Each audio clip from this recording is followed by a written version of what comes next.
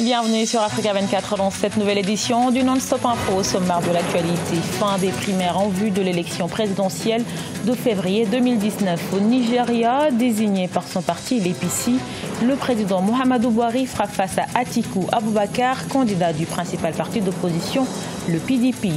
Au Togo, le recensement électoral dans la première zone a pris fin ce 9 octobre. L'opération s'est déroulée malgré les contestations de la coalition des 14 partis de l'opposition qui appellent au boycott de ce recensement. Et puis, ouverture partielle de la frontière entre le Soudan du Sud et le Soudan. Les deux pays voisins annoncent la création d'une zone de tampon, d'une ligne de démarcation, ainsi que l'ouverture de points de passage d'ici la fin de l'année 2018. Mais tout d'abord, la campagne électorale bat son plein à Madagascar. Candidat à sa propre succession, Eraz Narimampianine sillonne la grande île. À Anna Lavori, le candidat numéro 12 a mis en relief devant la population de cette vaste commune rurale les enjeux des travaux et réalisations. Pour rappel, le premier tour de l'élection présidentielle est fixé pour le mercredi 7 novembre 2018. 36 candidats sont en lice et parmi eux 4 anciens présidents et 3 anciens premiers ministres. Au Nigeria, les primaires en vue de l'élection présidentielle de février 2019 ont pris fin ce dimanche 7 octobre. Le président Muhammadu Buhari sera candidat à sa propre succession. Il a été désigné samedi 6 octobre par son parti, l'APC. Il affrontera Atiku Abubakar, l'ex-vice-président et candidat du Parti démocratique populaire, principal parti d'opposition. Cheikh Omar Bandaogo. Pour la primaire du Parti démocratique populaire du Nigeria, 12 candidats. Mais au terme, un seul désigné avec 40% des voix pour affronter Muhammadu Buhari, le président sortant pour la présidentielle de février 2019. Atiku Abubakar, vice-président de la République de 1999 à 2007, sous l'administration d'Olusegun Obasanjo. Dès ses premiers mots, il se veut rassembleur. Seul, je ne pourrai pas le faire. J'ai besoin de votre soutien. J'ai besoin que vous m'assistiez. J'ai besoin de votre compréhension et j'ai besoin de votre participation. Ce travail n'incombe pas à une seule personne. Il s'agit d'une responsabilité collective. À 71 ans, Atiku Abubakar est à sa 4e tentative d'accéder à la fonction suprême. Son premier essai, lui, remonte à 1992. Il a le soutien des partis d'opposition, même ceux qui émanent ici du camp de Buhari. Il compte également sur son état d'origine, la Damawa, c'est l'ancien fief de Buhari. Hormis sa vie politique, Atiku Abubakar est aussi un homme d'affaires qui a fait fortune dans l'import-export, le pétrole, l'agriculture ou encore les télécommunications. Il a, avant cette vie dans le privé, passé une vingtaine d'années au sein des douanes nigérianes, où il était parvenu à en être le numéro 2. Au Togo, le recensement électoral dans la première zone s'est achevé ce 9 octobre. Ce recensement électoral envisagé permet, selon la CENI, de remettre à plat le fichier électoral existant et disposer d'un nouveau fichier crédible et fiable. Toutefois, il s'est fait malgré les contestations de la coalition des 14 partis de l'opposition qui appellent au boycott de cette opération. Reportage de notre correspondante Emefa Kofi.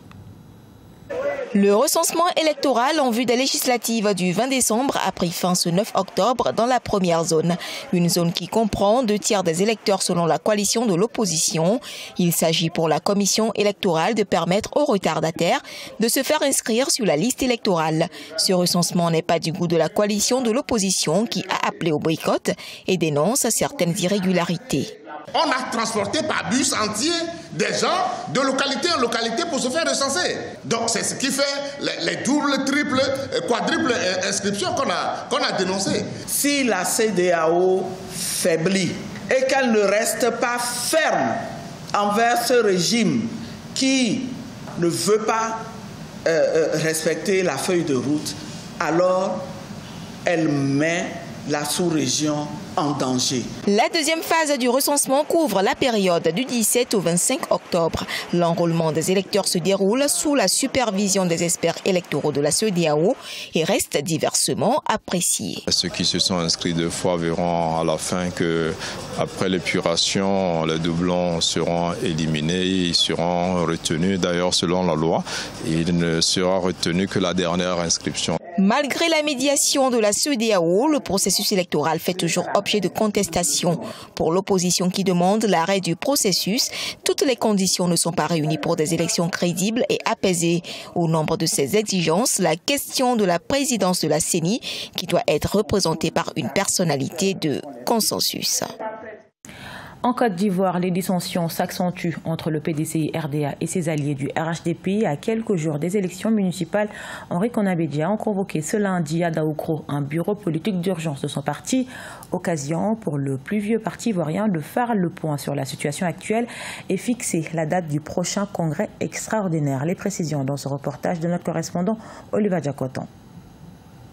Le PDCI, Parti démocratique de Côte d'Ivoire, tiendra son 6e congrès extraordinaire le 15 octobre 2018 à Daoukro.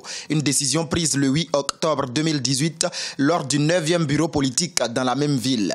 Un congrès qui aura pour thème le PDCI RDA, stabilité et clarification pour une marche harmonieuse vers 2020. Ce congrès va permettre de clarifier la position du PDCI et d'en assurer la stabilité. Donc c'est une excellente chose. Le pays fait face aujourd'hui à un déficit de démocratie important. Les libertés individuelles bafouées et les institutions fragilisées. Le 9e bureau politique du PDCI a également dénoncé les injonctions de la justice dans la vie du parti. En effet, certains membres contestent les décisions du 24 septembre 2018 qui prolongent le mandat du président du parti et le retrait du PDCI du RHDP, la coalition au pouvoir. Le PDCI RDA refuse de s'enfermer dans ce juridisme atroce que l'on veut lui imposer. Le PDCI reste debout et fort. En rappel, le PDCI participera aux élections locales du 13 octobre 2018 dont la campagne électorale est en cours dans le pays. Des élections que le parti souhaite transparentes, libres, sécurisées, apaisées et crédibles. S'achemine-t-on vers la réouverture de points de passage entre le Soudan et le Soudan du Sud? C'est en tout cas ce que semblent faire les 2 pays voisins pour régler leurs problèmes de frontières. Suite à de nombreuses crises, les 2 pays avaient signé des accords en 2012 pour délimiter leurs frontières. Un compromis jamais complètement appliqué. Sharon Kamara. La frontière entre le Soudan et le Soudan du Sud sera bientôt partiellement ouverte à l'issue de négociations à Khartoum entre les 2 pays voisins. La création d'une zone tampon, d'une ligne de démarcation ainsi que l'ouverture de points de passage sont prévus d'ici la fin de l'année 2018. La situation que nous avons en ce moment, c'est qu'en réalité, s'il n'y a pas